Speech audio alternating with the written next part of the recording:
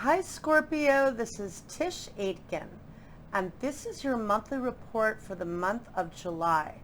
The month of June was very emotionally intense, and there was a lot of mutability in the sky, which means that we had two eclipses, both in mutable signs. There was a total lunar eclipse that took place on May 26th at 5 degrees and 25 minutes of the mutable fire sign of Sagittarius. And that is a sign of truth, among other things. And for you, that occurred in your house of value and income and possessions.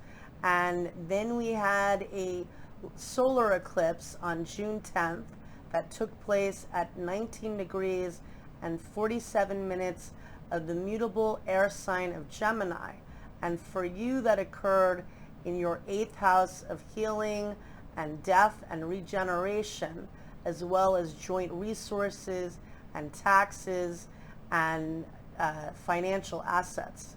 And it is a house that is very centered on healing work. It is the Scorpio house in astrology because you're the 8th sign of the zodiac. And therefore, a lot of focus on finding value, a lot of focus on attention on your finances in the last couple of months.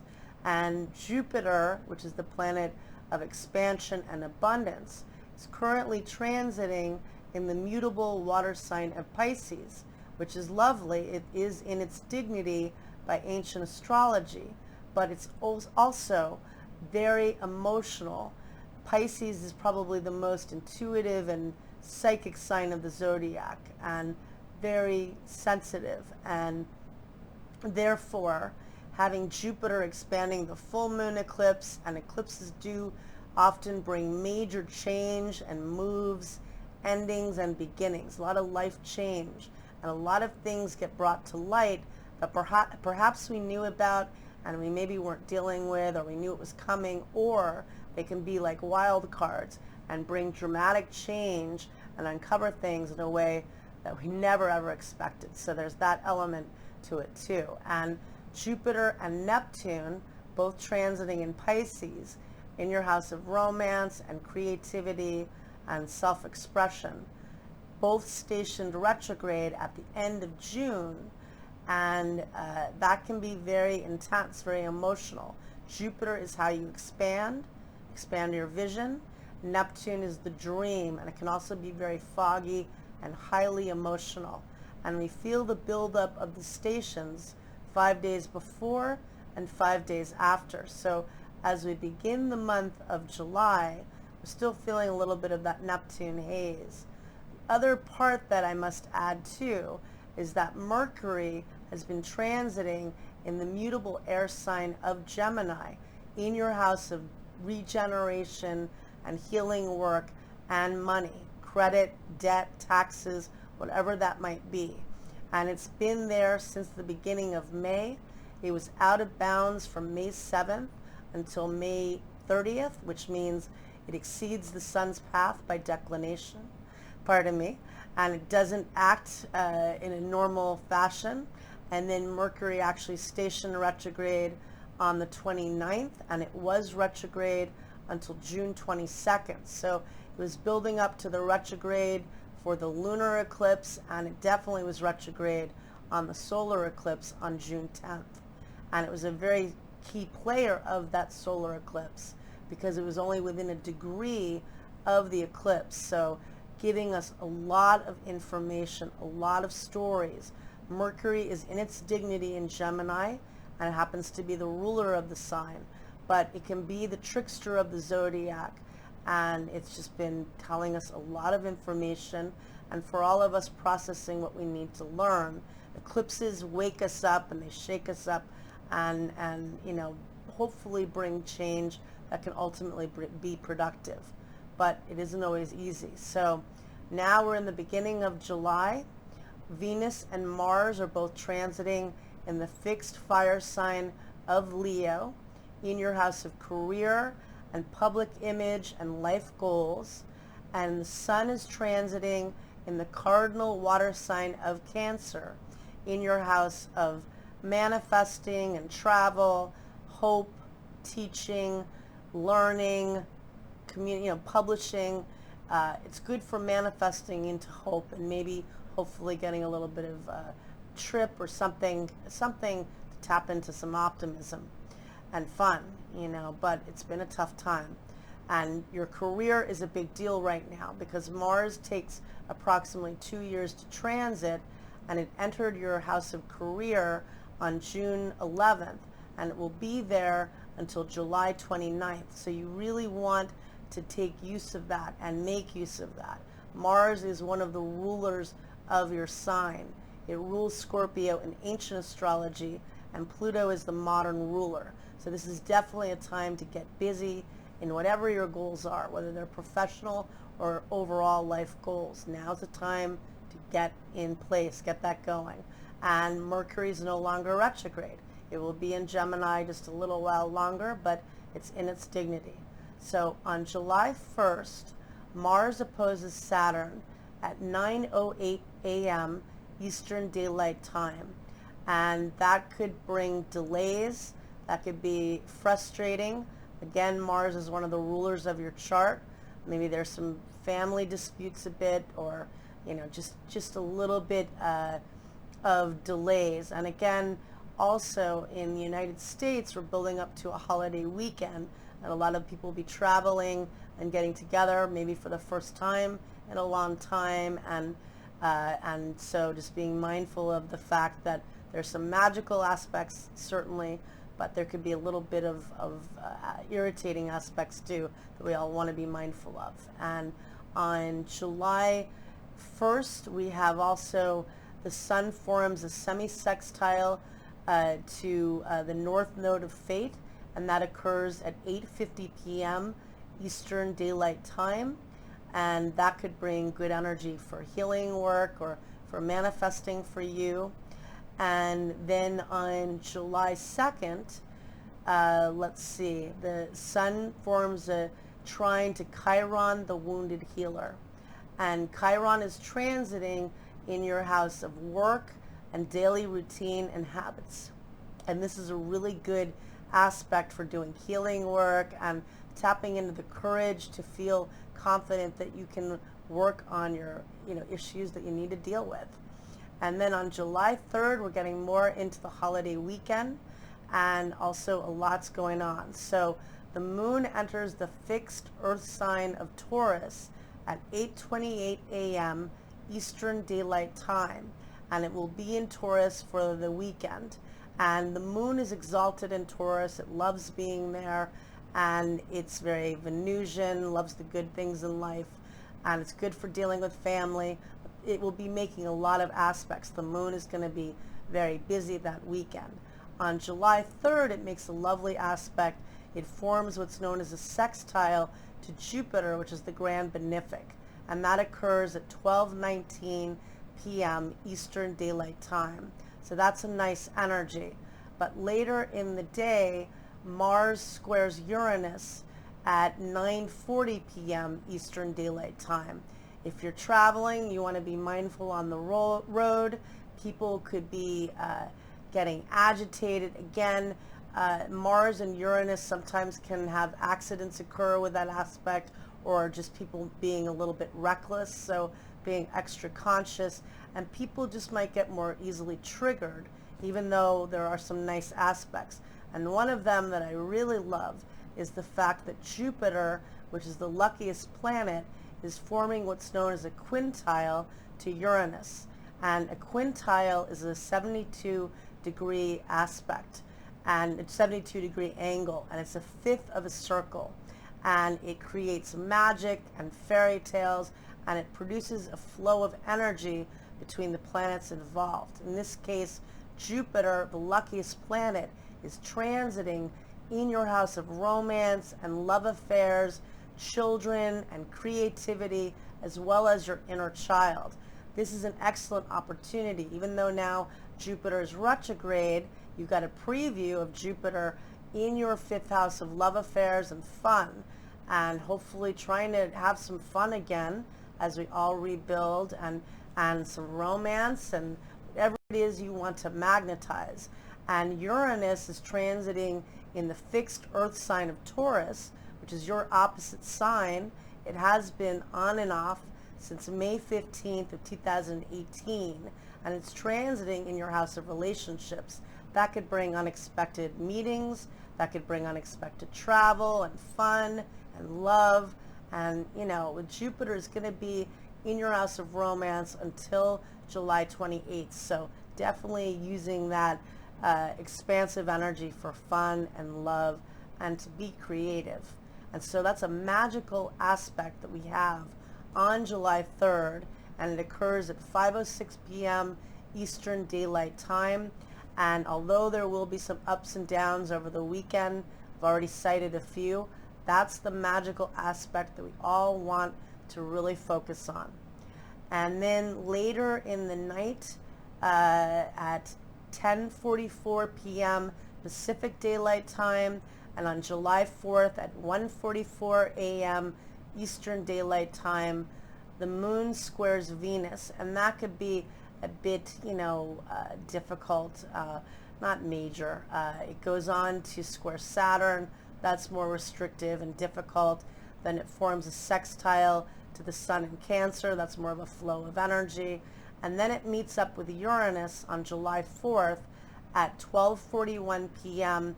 Eastern Daylight Time. And that could bring surprises. Maybe there are a little bit of changes in your plans. Maybe there's hopefully some fun surprises. Maybe somebody's going to show up that you didn't know is coming to an event. But we know that Uranus is the unexpected, and it represents surprise. So we have to be flexible with this energy. And at 1:28 p.m. Eastern Daylight Time, the moon squares Mars, and that's more of that Mars energy of just being mindful of travel and of people being a little bit triggered. And the Sun squares Chiron, the wounded healer, at 11:39 a.m. Eastern Daylight Time. And that, for all of us pronounces, I think, the loss we've all experienced in, this crazed time in history. And, there will be a lot of people absent at celebrations, and just in general, all of the loss in many areas of life that we've all experienced as we reinvent ourselves, and honoring that energy and being with loved ones, or hopefully tapping into the moon in Taurus and that lovely Jupiter quintile to Uranus to give us hopefulness as we go on. And on July 5th, the Sun forms a helpful sextile to Uranus, and that could be a good time to meet somebody unexpectedly, to network, to innovate with others. And on July 6th, there's a little bit more challenging energy, so that would be a day, if you can, to lay low. Mercury squares Neptune at 3:39 a.m. Eastern Daylight Time, and that could bring miscommunication and a sense of directionlessness, and people could misinterpret what the other's saying. And then at 10:46 p.m. Eastern Daylight Time, Venus opposes Saturn, and that could bring breakups and challenges. Could be issues at work for you because Venus is transiting at the top of your chart, and Saturn's transiting in your house of home and family and your emotional foundation, and it's going to be there until March 7th of 2023. So that is not the easiest energy. So hopefully maybe working more on your own, doing manifesting work, maybe projects that require a lot of patience. And on July 8th, Venus squares Uranus at 3:28 p.m. Eastern Daylight Time. And I feel like that could bring helpful, I think that is more innovative energy with Uranus. That could be unexpected romantic encounters. Maybe you meet somebody through work.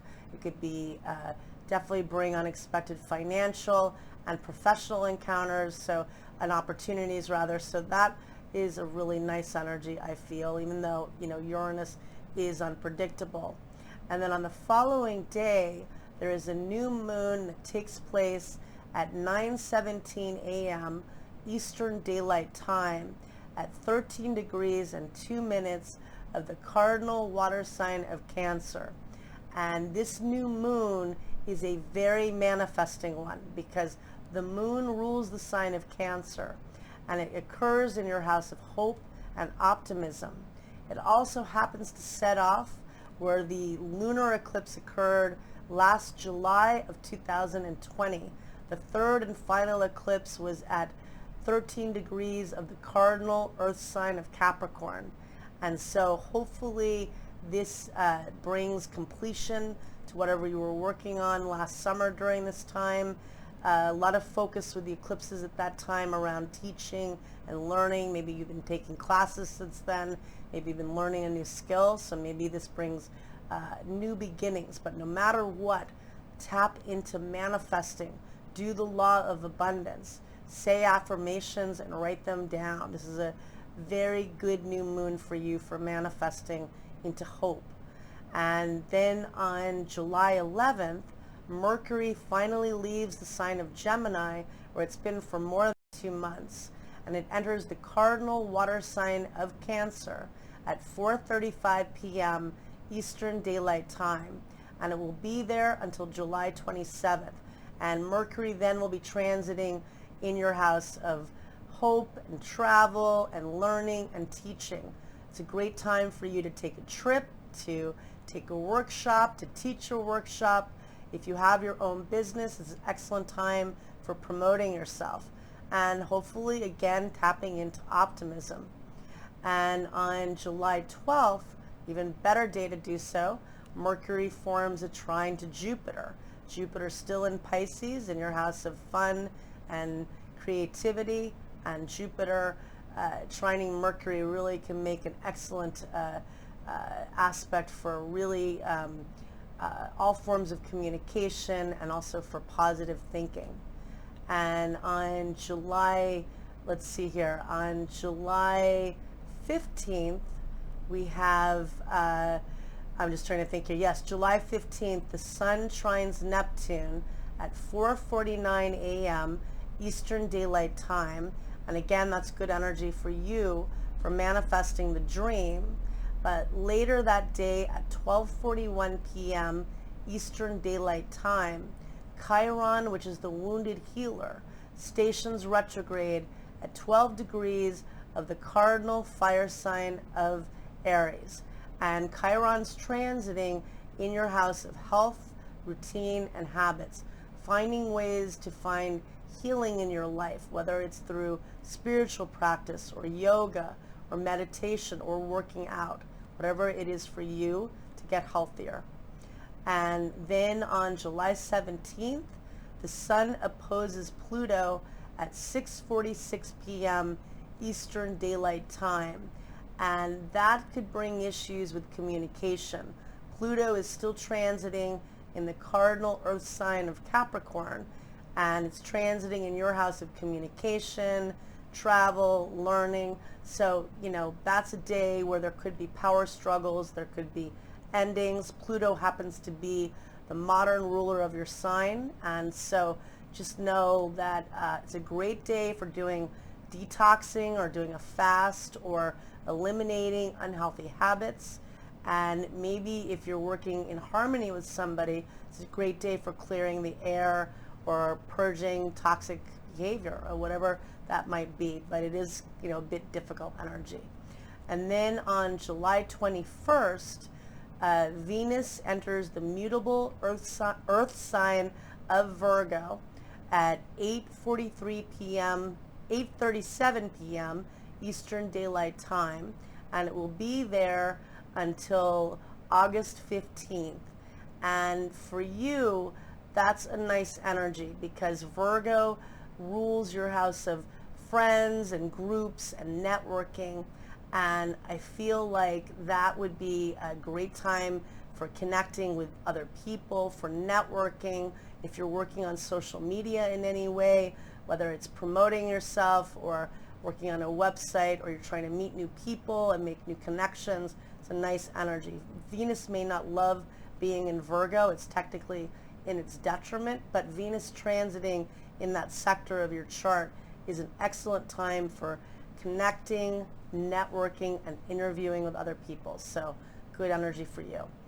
And then on July 22nd, the sun enters the fixed fire sign of Leo, and it enters your house of career and life accomplishment, and it will be there until August 22nd. So the sun shines wherever it's transiting, and this is excellent for you for professional opportunities. And then on August 23rd, there is a full moon that takes place at 10:37 p.m. Eastern Daylight Time at 1 degree and 6 minutes of the fixed air sign of Aquarius.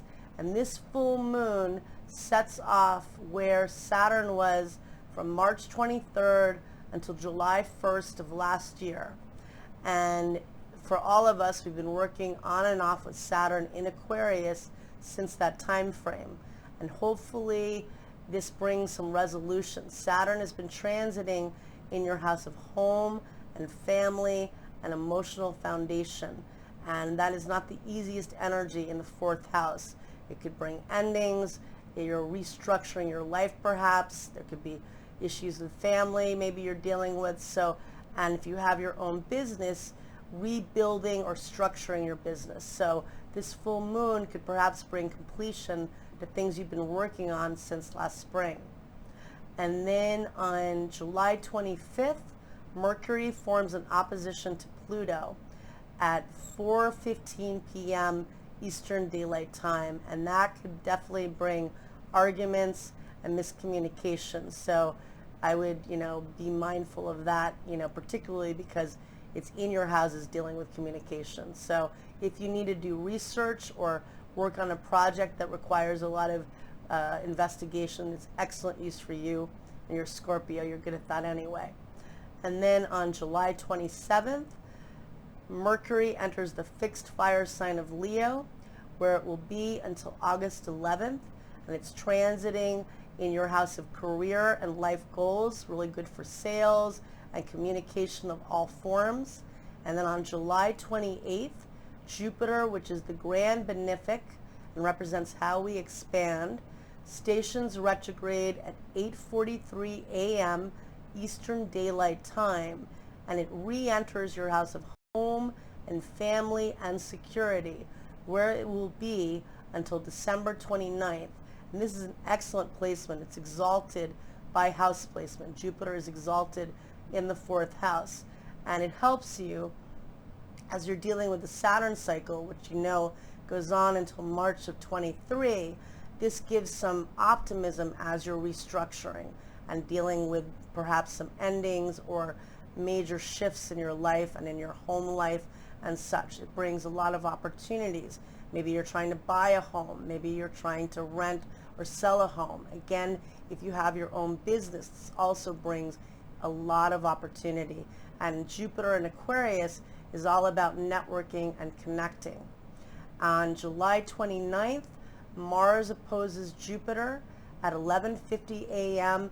Eastern Daylight Time, and that could bring a lot of busy energy, and probably you're being very busy at work.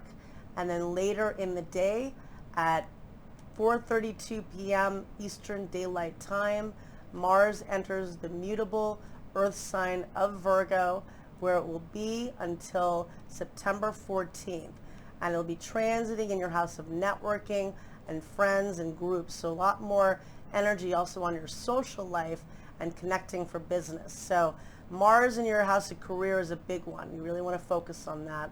And it'll be there through the end of this month. But then I also feel networking and tapping into love and romance too, with Jupiter in your house of romance until the end of July, if you can do that, and having a little bit of fun in a challenging time. So I wish you all a lot of luck, Scorpio. Thank you.